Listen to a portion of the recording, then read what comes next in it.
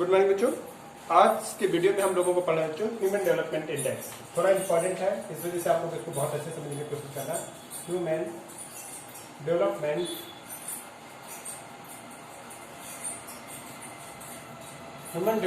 Index आज में पढ़ना है ह्यूमन डेवलपमेंट इंडेक्स। तो सबसे पहले समझते हैं कि ह्यूमन डेवलपमेंट इंडेक्स क्या है। ये बच्चों किसी भी कंट्री का आप डेवलपमेंट के हिसाब से कैटेगराइज करने का एक तरीका है। पहले क्या होता था, financially power and military power जिस कंट्री के पास है तो वो डेवलप्ड कंट्री होता था। उस हिसाब से देखा जाए आज तो चाइना डेवलप्ड कंट्री है क्योंकि चाइना की मिलिट्री पावर बहुत ज्यादा है, देख ही रहे हैं। या लेकिन है वो डेवलपिंग कंट्री? हकीकत में चाइना अभी भी डेवलप्ड कंट्री नहीं है बच्चों, है डेवलपिंग कंट्री। और अमेरिका को सबसे ज्यादा डेवलप्ड है भी वो क्योंकि उसकी आर्मी पावर है, फाइनेंशियल पावर भी बेटर है। लेकिन जब वर्ल्ड रैंकिंग आती है तो अमेरिका फर्स्ट रैंक कर नहीं पाता, कभी दूसरी रैंक आता है, कभी तीसरी रैंक आता है। पावर में भले ही वो फर्स्ट है, सब कुछ है, दुनिया को एक तरीके से दुनिया को अपनी रुतबा को सही को दिखाता है, वो अलग बात है, वो बात में हम डिस्कस करेंगे। लेकिन ह्यूमन डेवलपमेंट इंडेक्स क्या होता है हम ये देखते हैं। तो इसको मेजर कौन करता है? सबसे पहले इसको समझो, यूनाइटेड नेशन डेवलपमेंट प्रोग्राम, इसका यूएनडीपी, इसको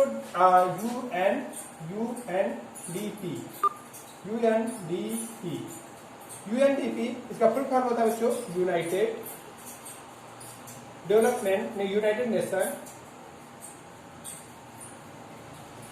नेशन डेवलपमेंट प्रोग्राम।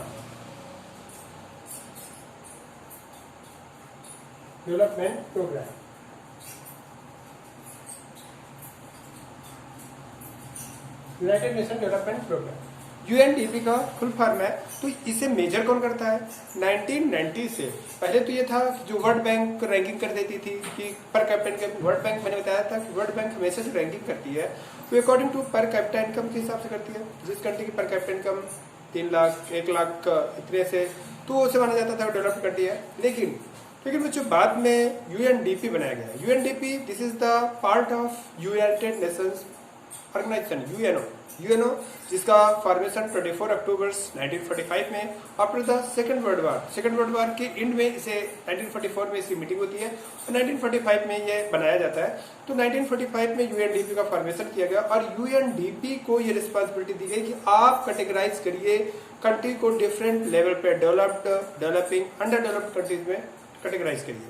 तो UNDP United Nation Development Programme ने एक प्रोसीजर बनाया और एक ह्यूमन डेवलपमेंट इंडेक्स के calculation of the human development index, क्या कैलकुलेशन ऑफ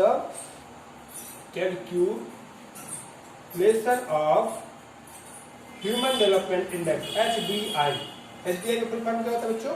एचडीआई का फुल फॉर्म याद रखो। एचडीआई का मतलब होता है human development index, human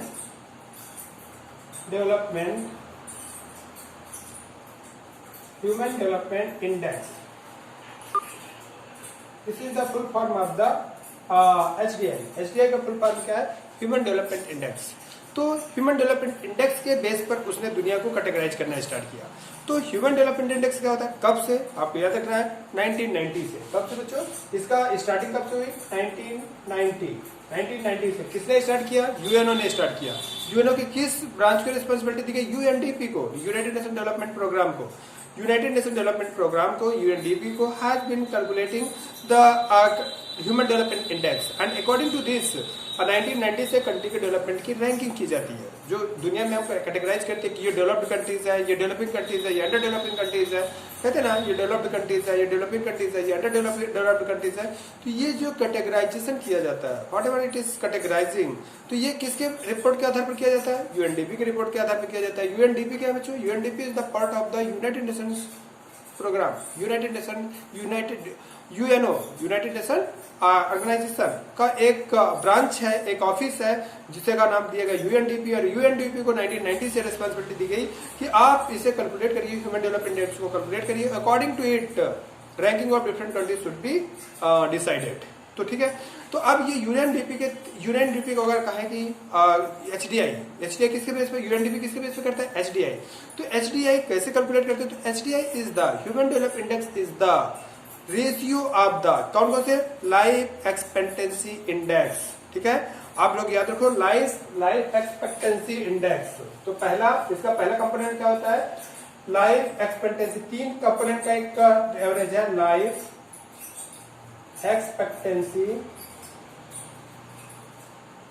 expectancy index. या देखो पहला क्या था बच्चों, life expectancy index, first part of the first, ये 3 चीजों का एवरेज होता है। एचडीआई क्या होता है, एवरेज ऑफ द, पहली चीज लाइफ एक्सपेक्टेंसी इंडेक्स, दूसरी चीज एजुकेशनल अटेनमेंट इंडेक्स, क्या होता है एजुकेशनल अटेनमेंट इंडेक्स, एजुकेशनल, दूसरा क्या होगा educational attainment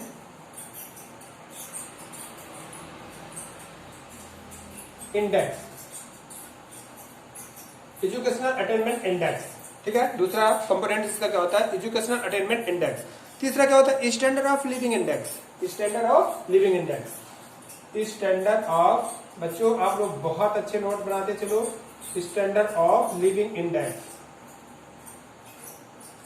standard of living index, ठीक है। इन 3 इंडेक्स का life expectancy index, educational attainment index and standard of living index, इन 3 के इंडेक्स को, ये तीन याद रखो, इन 3 कंपोनेंट्स के एवरेज को हम एचडीआई कहते हैं। अब देखो बेटा इनको थोड़ा सा हम समझ लेते हैं। देखो इसमें आपकी एवरेज लाइफ जुड़ी हुई है, एवरेज लाइफ, किसी कंट्री की लोगों की एवरेज लाइफ क्या है, जैसे इंडिया की 65-68 है, 65 से 68 के बीच में, अमेरिका में 78, 79, 80 के करीब है। तो लाइफ एक्सपेक्टेंसी इंडेक्स यानी कितने एवरेज लाइफ क्या है कंट्री के लोगों को।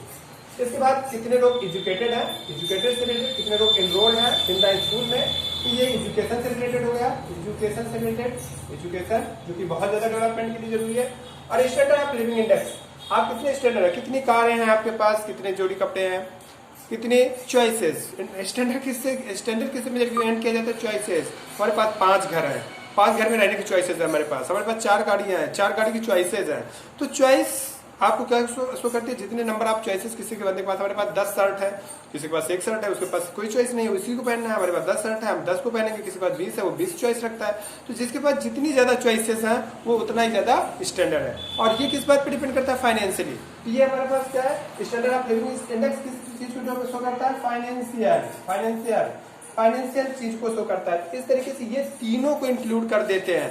और इन तीनों के इंडेक्स का जब हम एवरेज निकालते हैं तो that is educational, that is human development index. तो अगर हम आपसे कहें कि ह्यूमन डेवलपमेंट इंडेक्स कैसे कैलकुलेट करेंगे, तो आप याद रखो कि ह्यूमन डेवलपमेंट इंडेक्स को कैसे लिख सकते हैं। तो ह्यूमन डेवलपमेंट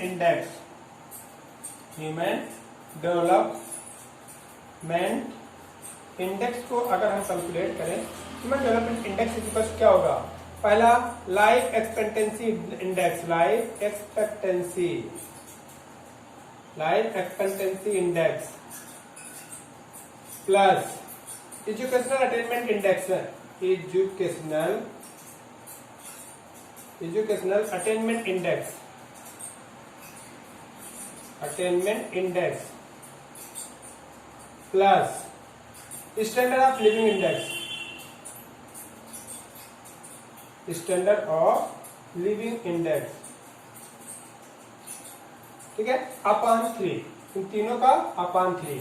अब अगर हम इसको शार्ट में लिखे, फार्मूला के फॉर्म में लिखना चाहें तो एचडीआई मतलब ह्यूमन डेवलपमेंट इंडेक्स, एचडीआई का मतलब क्या हुआ, human development index. HDI is equals to average of life expectancy index, LEI, life expectancy index को हम साथ में क्या लिखेंगे, LEI। एचडीआई को साथ में क्या लिखेंगे, human development index. Human development index is equals to LEI, life expectancy index plus educational attainment index, EAI। Educational attainment index का मतलब क्या हो गया बेटा, EAI, educational attainment index plus standard of living index, SLI upon 3। कोई भी index कभी भी बच्चों 1 से ज्यादा नहीं हो सकता, कोई भी इंडेक्स कभी भी 1 से ज्यादा नहीं हो सकता। तो पहले अब अगर हम देखते हैं कि लाइफ एक्सपेक्टेंसी इंडेक्स अगर हम निकालें, पहले अब अगर हमें ह्यूमन डेवलपमेंट इंडेक्स निकालना है तो ह्यूमन डेवलपमेंट इंडेक्स निकालने का पहले सपोज करते हैं कोई भी इंडेक्स हमारा इससे ज्यादा नहीं हो सकता है, मतलब कोई भी इंडेक्स हमारा 1 से ज्यादा नहीं हो सकता। तो मान लेते हैं पहले एक अजम्पशन ले लेते हैं और अजम्पशन के बाद फिर हम लोग देखते हैं कि कैसे सारे अजम्पशन को हम क्लियर करते हैं। तो मान लेते हैं कि हमारा लाइफ एक्सपेक्टेंसी इंडेक्स इंडिया में लगभग मान लेते हैं 0.65 है, ये LEI हो गया। ये कैसे कैलकुलेट होगा बेटा, अभी हम बता रहे हैं। LEI दूसरा आएगा तो LEI बराबर 0.65 LEI हो गया। फिर EAI ठीक है, एजुकेशनल अटेनमेंट इंडेक्स की वैल्यू को हम मान लेते हैं थोड़ा सा 0.58 सपोज कर ले रहे हैं 0.58। किसी कंट्री का अगर इसका तीसरा देखा जाता standard of living index Bharat में कमी है तो standard of SLI standard of living index equal to मान लेते हैं 0.48 स्टैंडर्ड ऑफ लिविंग इंडेक्स। ठीक है, स्टैंडर्ड ऑफ लिविंग इंडेक्स। अब अगर हम बेटे HDI कैलकुलेट करें ठीक है, HDI कैलकुलेट करें तो क्या हो जाएगा बेटा LEI। तो देखो हमारे पास क्या हो जाएगा 0.65 प्लस 0.58 और प्लस ये क्या हो जाएगा 0.48 अपॉन 3, क्योंकि ये कभी भी 1 से ज्यादा नहीं हो सकता। तो अब देखो इसको ऐड करें 8 5 13 8 21 मान लेते हैं और 8 5 4 9 9 6 15 16 मान लेते हैं। 1.61 अपॉन 3 कैसे कर देते हैं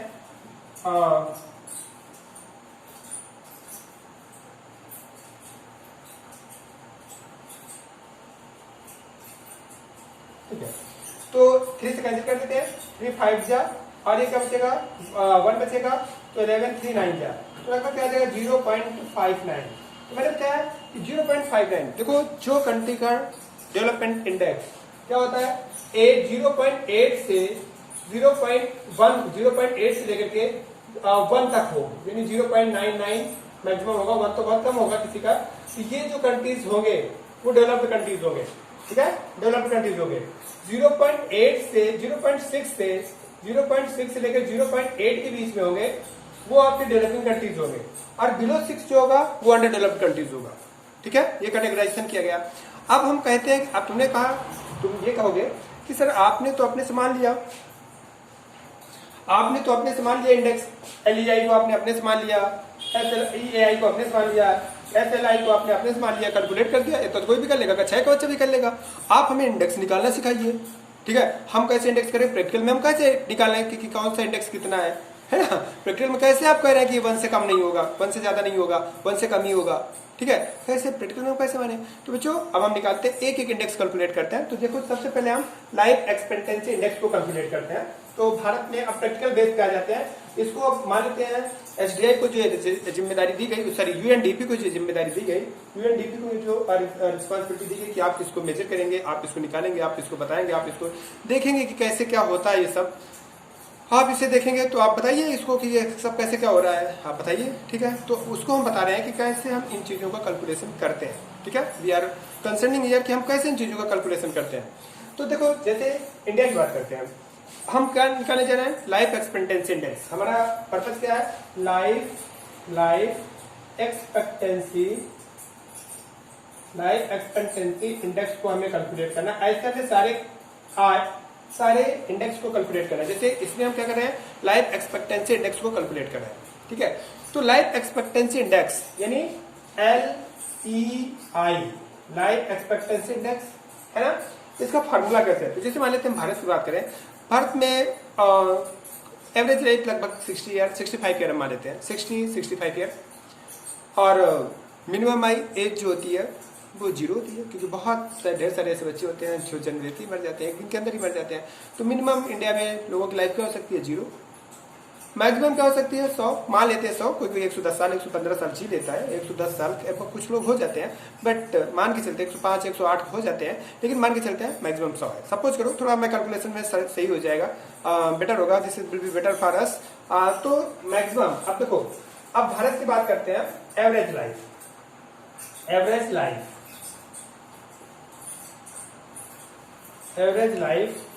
मान लेते हैं। एवरेज लाइफ का जो होता है 60 ईयर है, 65 ईयर मान लेते हैं, 65 ईयर। मैक्सिमम एज, ये एवरेज एज मान के लिखो, एवरेज लाइफ या एवरेज एज, और मैक्सिमम एज मान लेते हैं 100 साल, मिनिमम मान लेते हैं जीरो जीरो जीरो। तो हमारा लाइफ एक्सपेक्टेंसी इंडेक्स का जो फार्मूला होता है वो क्या होता है बेटा, एवरेज लाइफ, क्या होता है, average life, average age minus minimum age, minimum age upon maximum age minus minimum age, minimum, ये फार्मूला होता है LEI, लाइफ एक्सपेक्टेंसी इंडेक्स का जो फार्मूला होता है वो क्या होता है, average life minus minimum life upon maximum life minus minimum life. ठीक है, इससे हम इंडेक्स निकालते हैं। तो देखो मैंने बताया कि एवरेज लाइफ हमने क्या बना, 65 ईयर, एवरेज लाइफ क्या बना, 65 ईयर, एवरेज लाइफ को हमने क्या बना, कंसिडर किया 65 ईयर। ठीक है, माइनस मिनिमम एज क्या हमने किया, 0 साल, और मैक्सिमम एज देखो, अब देखो यहाँ पर किससे, एवरेज से मिनिमम माइनस हो रहा है और नीचे मैक्सिमम से मिनिमम माइनस हो रहा है, तो मैंने माइनस होने वाला वैल्यू बराबर है 0 ठीक है, कोई बात नहीं, लेकिन एवरेज कभी मैक्सिमम से ज्यादा नहीं हो सकता, average will always less than maximum, average life हमेशा मैक्सिमम लाइफ से कम होगी, यानी डिनोमिनेटर हमारा बड़ा होगा न्यूमिनेटर से, इस वजह से उसकी वैल्यू हमेशा 1 से कम ही आनी है, सब समझो, उसकी वैल्यू हमेशा 1 से कम आनी है। तो एवरेज लाइफ हमने माना 65 ईयर अभी लिखा था, मिनिमम लाइफ को हमने माना, मिनिमम एज को माना 0 और मैक्सिमम माना हमने 100 ईयर, और ये मैक्सिमम और मिनिमम माना 0 ठीक है। तो हम क्या निकाले, LEI, लाइफ एक्सपेक्टेंसी इंडेक्स। ठीक है, ये इंपॉर्टेंट है बच्चों, हमारा HDI इतना तो तुम्हारे NCERT में नहीं दिया जितना मैं पढ़ा रहा हूँ, मैं सिर्फ इस वजह से बता रहा हूँ कि आप इसको अच्छे से समझ लीजिए, ये आगे भी काम आएगा और यहाँ तो इंपॉर्टेंट है ही है।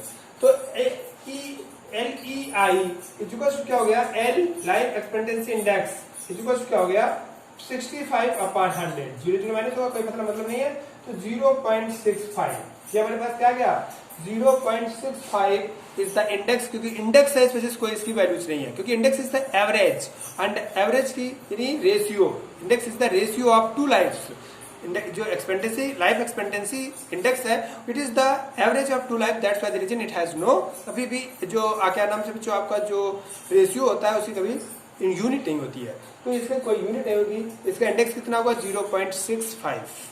नहीं समझ में आया, तो ये हमने क्या कैलकुलेट किया, हमने प्रैक्टिकल से जोड़ा करके हमने देखा कि इसको हम कंट्री कैसे कैलकुलेट करते हैं, जो हमारा UNDP है कैसे हर कंट्री कैलकुलेट करता है, तो ऐसे कैलकुलेट करता हूँ मैं, मिनिमम एज देखेगा, मिनिमम एज तो हर कंट्री से सब 0 हो जाएगी, बहुत ढेर सारे ऐसे लोग हैं जो एक मतलब जन्म लेते ही खत्म हो जाते हैं, तो मिनिमम एज में कंसिडर की जाएगी, मैक्सिमम एज जो रिकॉर्ड बनाते हैं कि इनकी एज जितनी हो गई उससे, और इसके बाद क्या कहते हैं एवरेज लाइफ, तो यहाँ पर सबसे इम्पोर्टेंट एवरेज है, क्योंकि ये तो किसी एक बंदे का भी मैक्सिमम 100 हो गया तो 100 हो जाएगा, 110 हो गया तो 110 हो जाएगा, एवरेज तो पूरे कंट्री के लोगों की एक्सपेक्टेंसी से चलेगा ना, वो तो पूरे कंट्री का एक्सपेक्टेंसी, तो यहाँ पर एवरेज लाइफ ही इसका मेन कंपोनेंट है, मिनिमम तो सब जगह 0 होगा, और मैक्सिमम तो हर देश में ऐसे होते हैं जो कोई 100 साल जी लेते हैं, कोई 110 साल जी लेते हैं, हर देश में ऐसे लोग मिल जाते हैं, तो जो मेन कंपोनेंट है वो आपकी एवरेज लाइफ है, और एवरेज लाइफ एक्सपेक्टेंसी होती है, और life expectancy is very important part of the, तो इस तरीके से हम क्या कैलकुलेट करते हैं बच्चों, ह्यूमन डेवलपमेंट इंडेक्स का एक कंपोनेंट हमने पढ़ा